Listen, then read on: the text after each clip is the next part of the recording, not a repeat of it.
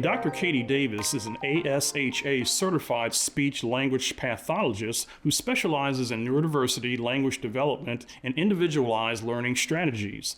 A military spouse and mother to two twice exceptional autistic children, she blends professional expertise with personal experience to advocate for inclusive education and effective communication.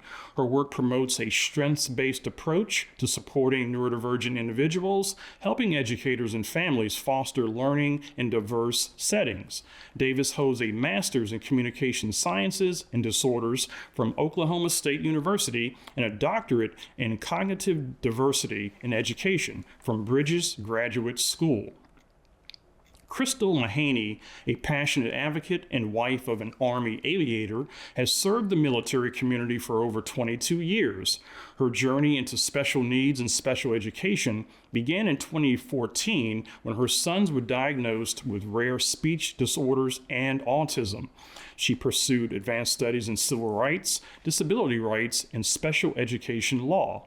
A paralegal, advocate, policy researcher, and legal analyst, she has facilitated discussions, taught courses on special education, and focused on disability as a tenet of diversity. As adjunct faculty at George Washington University and part of Partners in Promise, a nonprofit organization that provides special education guidance and resources to military families, Mahaney champions education policy and disability rights.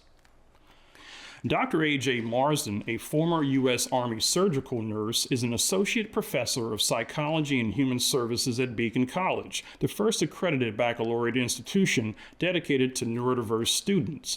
She specializes in human development, motivation, abnormal psychology, and health psychology.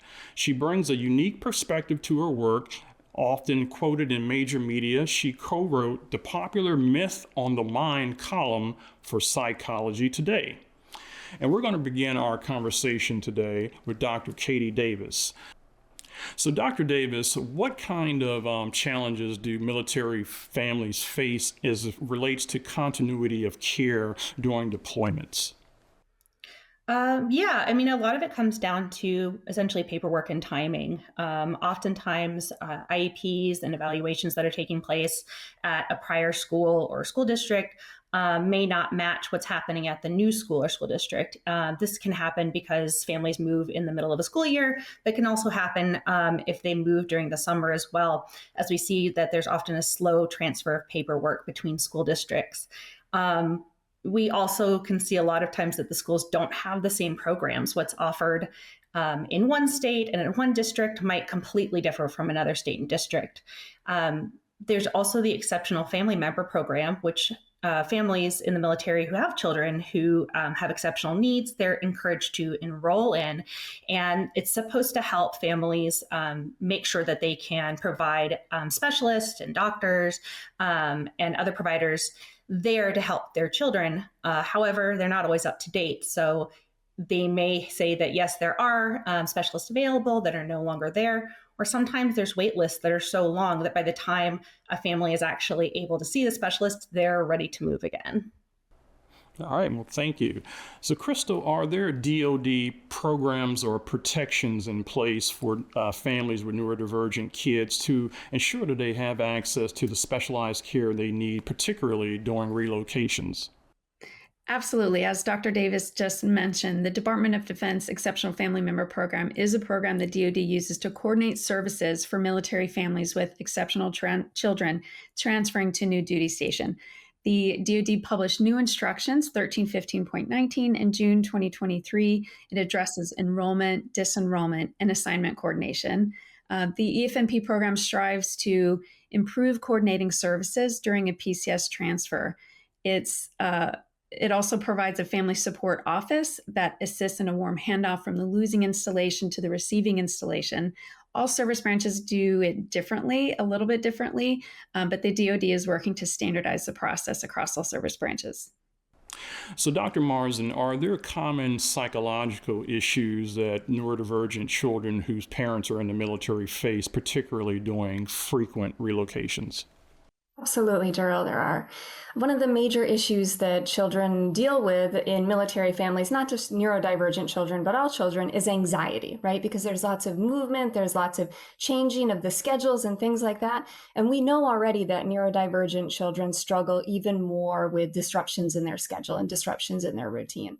With a military family, they're chronically moving, maybe every 2 years, every 3 years. A good family might be like every 5 years, but it is very, very quick. They move often. And because of that, there's lots of changes to the routine, and that creates a lot of anxiety. So the anxiety that goes along with, okay, we have to learn a new routine, we have to learn a new school, but in a lot of cases, they also have to learn a new culture. And for a non-neurodivergent individual, going to a new country and having to learn to live in a new culture is one of the most stressful things that a person can do. So imagine that for a neurodivergent individual who already struggles with maintaining, good time management and planning and decision making. They already struggle with that. And now they also have to learn an entirely new culture. We know people with autism, for example, really struggle with social skills. So imagine going from the United States to Japan, for example, and having to learn an entirely new set of social skills. So there's a lot of anxiety that goes along with moving from military base to military base for children. All right, thank you, Dr. Marsden. So, Dr. Davis, even parents who aren't in the military struggle sometimes with advocating for their neurodivergent children to get their needs met in the school setting. How can parents who are in the military best advocate for their neurodivergent children to make sure that their needs are met? Sure. I mean, that's kind of one of the best things about being in a military family is we know how to plan ahead. So, get all those hard copies of the paperwork, your evaluations, your IEPs, your 502s as soon as you can, and just hand carry them with you. We tend to have a big black file folder that moves everywhere with us, and that stays on our person. That's where all of that paperwork should go. And as soon as you can, make an appointment to walk into that district office and hand it right to them. That will cause you a great deal of help to be able to get that information to them right away instead of them trying to hunt it down. Another one is to create an all about me sheet for your child to include their strengths and things that they really enjoy to help streamline the process of the new school, getting to know your child and getting to know their family. And then just reaching out through Facebook and other social media to find out what is it going to be like in the new area. And often you'll find that there's a strong military connective group that can really help support you as you move into the new area. So, Crystal, what recourse do military families have if their children's needs aren't being met under the Individuals with Disabilities Education Act when they relocate to a new school? Sure. So first and foremost, parents should be as proactive as possible. They should understand what their parental rights are walking into the district in any state. And what they should also know what should happen as far as timelines, placement, and service delivery. Communicate with the school and the administrators when that expectation is met. And a lot of times parents can resolve those issues at that level before it can escalate. If the family continues to experience difficulties, a good idea is to contact the school liaison officer in the EFMP office at the installation. And lastly, and this is really important, is that they should contact the legal assistance or JAG offices on the installation for legal assistance if it escalates to that point. All right. So, Dr. Marsden, you talked about anxiety a little earlier, but I'm wondering about another thing that's pretty prevalent, I would imagine. That's stress. How does the stress of a parent's deployment impact the development of a neurodivergent child in the military? Well, it affects them in multiple ways, and to be quite honest, most of them are detrimental ways. When a parent is getting ready to deploy, there is this realization, this potential possibility that the parent might not be coming back from deployment. And that's something that's really difficult and heavy for children to try to understand and process. So in some ways, they may kind of pull back from the conversation because they're not sure how to deal with it. They might not want to talk about it. And when that happens, it's important to engage them, to try to tell them that it's okay to feel the way that they're feeling. It's okay to be angry about it. It's okay to be sad about it, but to talk about those emotions. So there's that fear of the parent not coming back. There's also, on the parent side, a fear of potentially missing milestones in their child's life, right? So graduating from the 5th grade and starting 6th grade, they might have to miss that. And that's a feeling of loss in some ways. So understanding how to deal with those feelings are really important, and talking together before deployment. While they're deployed, it's important to put aside time for the family to communicate and to try to, even if it's for just 5 minutes at a time, but just to find some time to communicate and reconnect and let everybody know, we're still here, we're still supporting one another. So it can be really, really difficult. The child may start acting out, they may regress in some ways. And in those cases, again, it's important to engage them, to talk to them, and it's okay to get a professional involved too. All right. So, Dr. Davis, despite our best efforts, neurodivergence still has kind of a scarlet letter in a lot of circles. So, I'm wondering, do you have any advice for military families who may be struggling with the idea of unmasking their child's neurodivergence in a closely knit community like a military community? Sure. I would say that as a military parent myself, I have to use my voice. My child doesn't always have one. And so I'm their greatest advocate. I'm their greatest fan, and I'm not afraid to let everyone know it. And I think that when we use our voice and when we reach out to others, we find out there's actually a larger group out there than we're even aware of. And then all of a sudden, we've got our support network. We've got the family and the friends that we can reach out to, that we can trust our children with. And when we come out and show that we are the experts on our own children, we are really able to strengthen those bonds and to peel away those layers of stigma and some of that ableism that comes about when we think about children who are neurodivergent. So, Crystal, can you shed some light on any state and federal laws that might intersect with military regulations and also impact or delay parents' ability to provide the care they need for their neurodivergent children? Absolutely. First, I would just say that it's important to recognize that military families are not a separately protected subgroup. However, we are recognized as part of a highly mobile population. And since we are a highly mobile population, the U.S. Department of Education's Office of Special Education Rehabilitative Services, it's a mouthful, issued a memo in November 2022 to instruct state and local education agencies to promptly provide records, conduct evaluations, and provide services for military families. Secondly, the IDEA Part C mandates local school districts identify all children with disabilities, including military children. This is particularly challenging for military families who receive inconsistent medical care because we move frequently and we're not under a consistent primary care provider or pediatrician because we are highly mobile. So this lack of consistent monitoring can lead to missing those meeting milestones, which of course can lead to delayed identification of a potential disability, which of course can delay early intervention. Well, thank you, Crystal, and thank you for that segue into my next question for Dr. Marsden.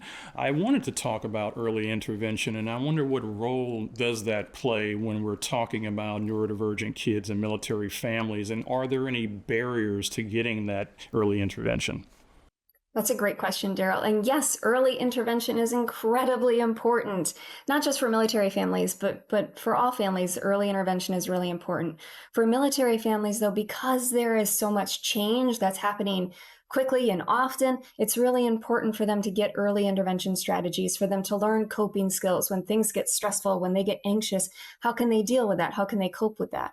It's important for them to get set up early, to understand what type of learning style they have, what works best for them, what type of people they can go to, and things like that for help. So those early interventions set them up for success right away. Unfortunately, one of the challenges to those early intervention strategies is that they're not available everywhere. So you might have a really great support system set up on one base, and then when you transfer, maybe those same supports aren't necessarily in place. So making sure and doing your research before you get transferred, trying to find your community and connect with them before you go to a new base is really important. But finding those interventions that are available, even if they're online interventions, would be very beneficial.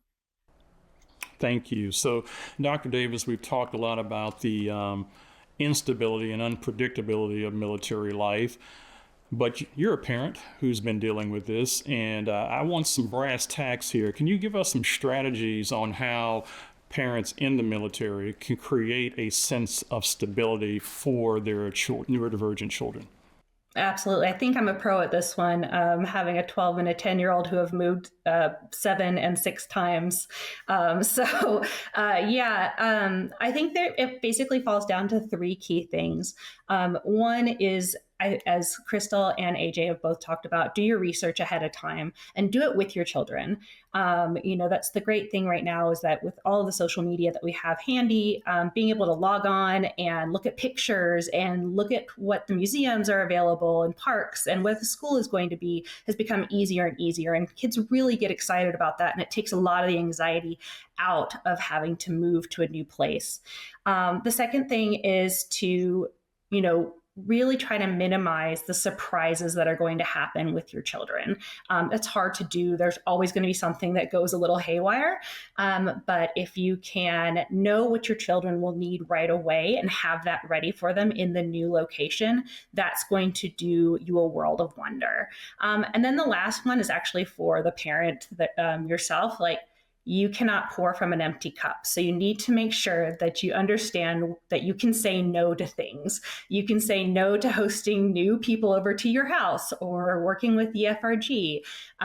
Get yourself settled down, take care of yourself, take care of your children. And then when you feel like you're ready and up for it, you go out and start to work with others and volunteer and do all those wonderful things that we do as military families. So, Krista, we've talked about how military families are good at planning ahead. So I'm wondering how military families can proactively work to make sure that legal and administrative barriers are out of the way as they're heading to a new duty station. Sure. I would say the first is to contact the EFMP office at the receiving duty station, start a dialogue. Ask for resources and contact information for on and off post providers and possibly the support groups that already exist in that area. The second thing would be to look up the state policies that pertain to your family situation. A perfect example of this is Medicaid waivers. Most states operate, every state operates very differently, but most states don't automatically give Medicaid waivers to families. And that's something important to know. The second thing is to understand what the new state policies say about transfer IEPs and 504s. Does your new state require parent signature to amend an IEP? Not all states require that, and that can be quite a surprise. The other thing I would say is they need to contact the school district special education district level office, inform them that they're coming, pass on the IEPs, ask what the district needs to be prepared for their child to serve your child on the first day of school. This can create a relationship with the district, potentially with the school. I've personally found this to be invaluable so that no one is surprised on that first day. So, Dr. Marsden, a final question for you. Can you advise how parents can deal with feelings of guilt or inadequacy when it comes to trying to support the needs of their neurodivergent children while they're serving in the military? Absolutely. It's important to talk about it. Talk about your feelings with your spouse, with your partner, and also with your children. Tell them about how you feel. Tell them about how you're scared. Tell them about how you feel guilty. Tell them about how you have these negative feelings too. Role model good communication to them. Let them know what that looks like, that you also have these negative feelings, these fears, and you're scared of stuff, and you're talking about it, right? So when you talk about it and you put it out in the open, you can maybe not necessarily come up with a plan of attack, but you can at least talk about how those feelings are maybe affecting your behavior, affecting your thoughts, and that it's okay to have those feelings. It's okay to talk about those feelings. We should not repress them and push them down. If you find that this is challenging to talk about your feelings or you're having just a hard time communicating, it is totally okay to get a professional involved. Go to family therapy. Find a safe space where you and your family can talk about these feelings in a healthy way. All right, we're going to have to conclude our conversation there. Dr. Katie Davis, Crystal Mahaney, and Dr. AJ Marsden, thanks for the knowledge.